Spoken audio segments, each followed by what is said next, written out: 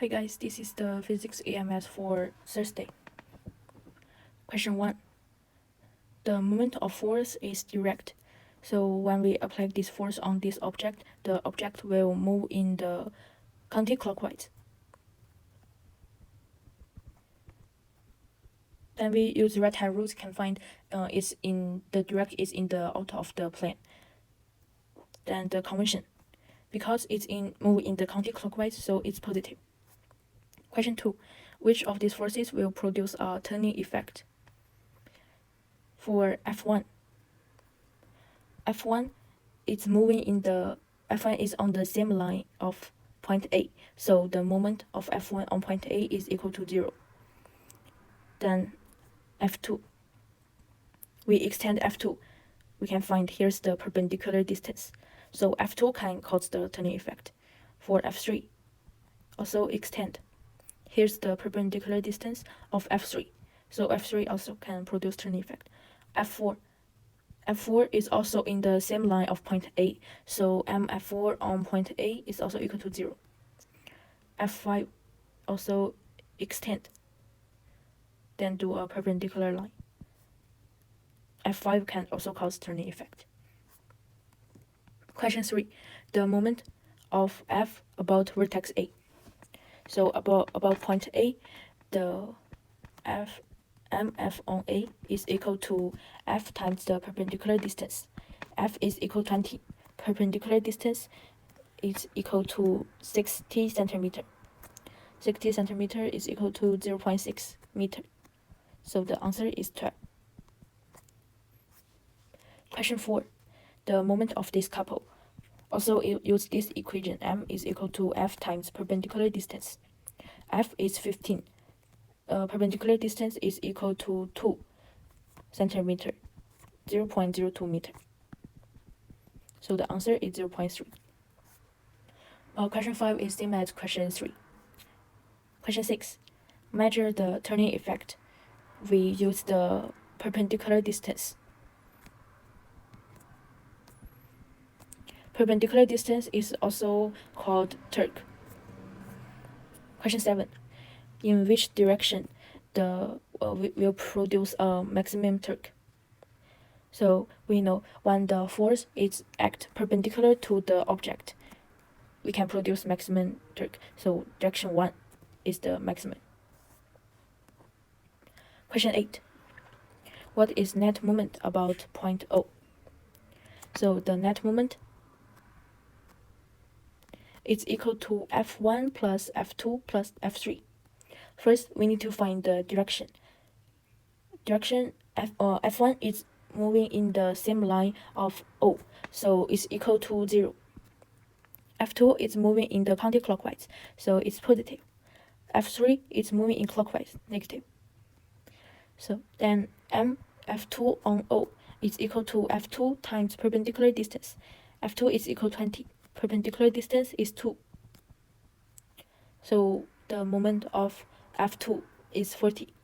F3 on O equal F3 times perpendicular distance.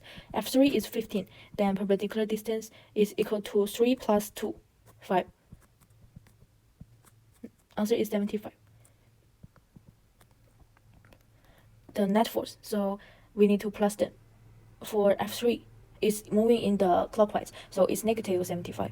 Then MF1 plus MF2 plus MF3 equal to 0 plus 40 minus 75. The answer is negative 35.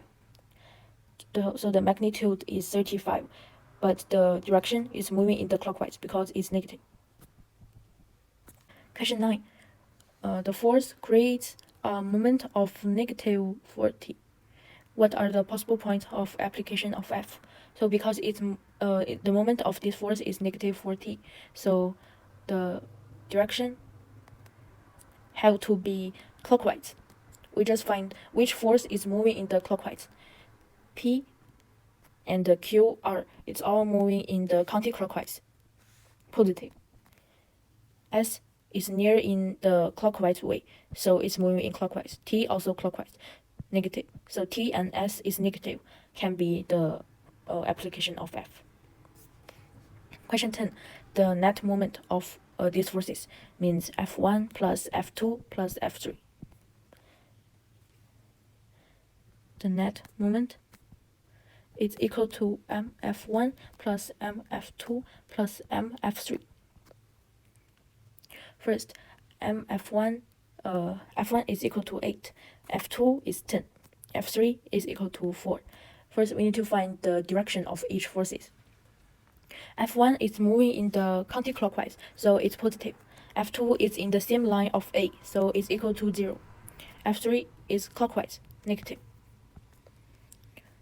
mF1 on A is equal to F1 times perpendicular distance. F1 is equal to 8. Perpendicular distance, for first we extend F1 and do a perpendicular line through A. Here is 6 centimeter. 6 centimeter is equal to 0.06 meter. But the answer is Newton per centimeter, so we didn't need to transfer to meter. Just times 6 is equal to 48. mF3 on A equal to F3 times perpendicular distance. F3 is equal to 4. Perpendicular distance, first we also extend F3, then do a perpendicular line through A. 5. But the F3 is moving in clockwise, so it's negative. Then the net force is equal to 48 plus 0 minus 20. So the answer is 28. Question 11. The F1, when we apply F1, we can make this object moving in the clockwise. Use the right-hand rule, we can find it's into the plane because it's moving in the clockwise. So the convention is negative. For F2, when we apply this force F2, the object will moving in the counterclockwise. So it's out of the plane and the convention is positive. Question 12. Which of the forces acting on the box will produce a clockwise movement? So first, we need to find how many force will act on this box. The box have weight, normal force, push force, then have the friction. Because the box is moving in this way, so the friction is moving in the opposite way, in the right. The N and the push force is moving in the counterclockwise, so they are all positive. For friction, we can cancel the friction because it's in the same line of ground, so it's equal to 0. Then weight is moving in the clockwise, so the produce clockwise movement is weight. Clockwise. The convention of clockwise is negative. Question 13. First, we need to find torque of F1. We know F1 is 5, F2 is 20, F3 is 6. Because F1 is in the same line of point A, so F1 is mF1 on A is equal to 0. mF2 on A equal to F2 times perpendicular distance. F2 is equal to 20, perpendicular distance is 6. Then we find the direction of F2. F2 is moving in the clockwise, so it's negative. mF3 on A equal to F3 times perpendicular distance. F3 is 6. Perpendicular distance is equal to 10 plus 2 equal to 12.